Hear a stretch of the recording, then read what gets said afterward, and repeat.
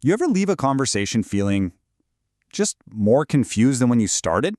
Like the goalposts were totally moved and somehow you're the one apologizing? Well, today we're going to break down those subtle patterns of psychological manipulation.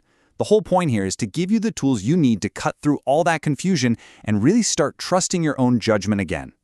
Let's start right there, with that really unsettling feeling you get in the pit of your stomach. You know the one. It's that moment you just know something is off, but somehow you're being made to feel like you are the problem. It's a feeling that can honestly make you question your own sanity. So in this explainer, we're going to unpack 3 specific tactics that are designed to create exactly that kind of confusion. And by the end, you won't just understand how they work, you'll have a much clearer path to get yourself from that place of doubt back to a place of clarity. Okay, let's dive into the first pattern. And this one is often the sneakiest. It doesn't start with some big, obvious lie. No, it starts with these small, almost unnoticeable little changes to the facts, just enough to make you feel completely disoriented. And this slide right here, this really gets to the heart of it. You see, a healthy conversation is like a partnership, right? It's 2 people working together to clear things up. But a manipulative tactic, that's a power play. It's designed specifically to create confusion, not to solve it. And this, my friends, is classic gaslighting. It's just so effective because it targets your most valuable tool, your trust in yourself. The goal isn't just to hide something, it's to literally rewire how you see reality itself. This is basically the playbook. It's a very strategic process. See, once your clarity is shaky, the other person doesn't have to hide their actions perfectly anymore. They just have to keep you confused enough to doubt what you see and what you feel. So let's move on to the next tactic and see how this all builds. This one is all about diversion. It's a really powerful move that shifts the entire focus of a conversation away from the facts and puts it all on feelings. The whole goal here is to change the emotional atmosphere so dramatically that you stop looking for the truth and you start just managing their feelings. So instead of getting a straight answer, you're suddenly dealing with this huge emotional reaction. Just notice how a statement like this gives you 0 information. It doesn't address the issue at all, does it? Nope. Instead, it flips it around and positions the person who's just asking a simple question as the bad guy, the aggressor, and that puts them completely on the defensive.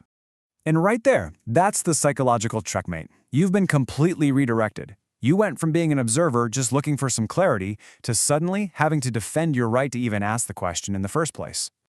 And this is a really key escalation point. Because if twisting the facts and playing the victim aren't enough to shut down your questions, well, the next tactic is designed to make the conversation pretty much impossible to continue. So this brings us to our third and frankly most obvious tactic, using a huge explosive emotional overreaction as a shield. It's a shield to protect a secret and just end the conversation, full stop. Think about it. An honest person, they generally want clarity. They want to find a resolution. But when somebody's hiding something, what they really want is an escape. And a big emotional reaction, anger, tears, wild accusations, that provides a perfect escape hatch. This emotional explosion, it's a strategy. A simple question like, "Hey, who are you talking to?" doesn't normally trigger a massive meltdown. The intensity isn't in your question. It's in the guilt or the secret that your question is getting close to. It's all a smokescreen. If you've ever found yourself doing this, just not asking something to avoid a fight, then you've experienced exactly how this tactic works. It's designed to be so emotionally draining that, over time, silence just feels safer than trying to get to the truth. It's meant to wear you down.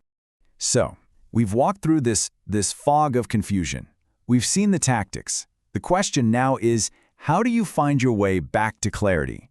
Well, the key is to stop getting lost in the little details of every single incident and start recognizing the overall pattern of behavior. One incident, that can be a misunderstanding. 2, okay, maybe it's a coincidence. But when these behaviors become a repeated pattern, that is not an accident, that is a strategy. And just recognizing that strategy is the very first step to regaining your power. And if you remember only one thing from its whole explainer, please let it be this. That gut feeling you have is valuable data.